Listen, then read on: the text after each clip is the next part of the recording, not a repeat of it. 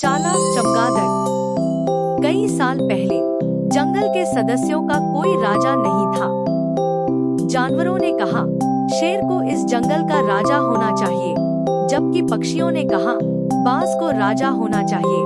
कई चर्चाएं और बहसें हुईं, लेकिन कोई अंतिम निर्णय नहीं लिया जा सका। चमगादड़ चालाक थे। उन्होंने जानवर के पास जाकर कहा, चूंकि हम भी जानवर हैं, इसलिए हम चाहते हैं कि हमारा प्रिय शेर राजा बने। वह निश्चित रूप से हम में से सबसे शक्तिशाली है। और जानवरों ने सोचा कि चमगादड़ उनके पक्ष में है। फिर चमगादड़ पक्षियों के पास गए। चूंकि हम पक्षी हैं, इसलिए हमारे प्रिय बाज को इस जंगल का राजा बनाया जाना चाहिए। वह बहुत शाही और प्रतिष्ठित है, उन्होंने कहा।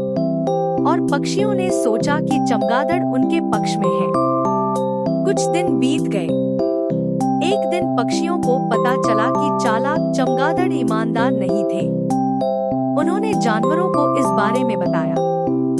तो चमगादड़ सोचते हैं कि वे चतुर हैं, चलो हम उन्हें एक अच्छा सबक सिखाएं, जानवरों ने कहा।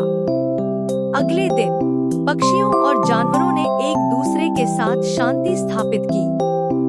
शेर को राजा बनाया गया। नए ताज पहने राजा ने चमगादड़ों को संबोधित किया। आपको वह समूह चुनना होगा जिसमें आप शामिल हैं।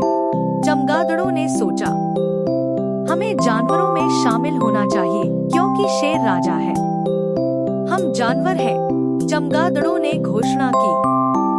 लेकिन आपके पास पंख हैं। किसी भी जानवर के पास पंख नहीं होते। आपको पक्षियों में शामिल होना चाहिए, सभी जानवरों ने कहा। चमगादड़ों के बच्चे होते हैं। वे अंडे नहीं देते और पक्षी अंडे देते हैं।